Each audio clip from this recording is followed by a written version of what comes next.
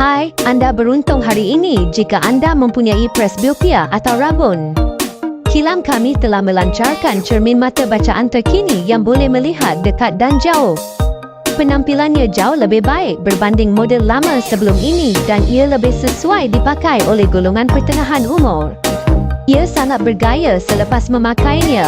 Kuncinya ialah ia menggunakan teknologi autofocus. Jadi, anda boleh memakainya tidak kira sudut mana anda berada dan anda boleh melihat kedua-dua dekat dan jauh tanpa menukar.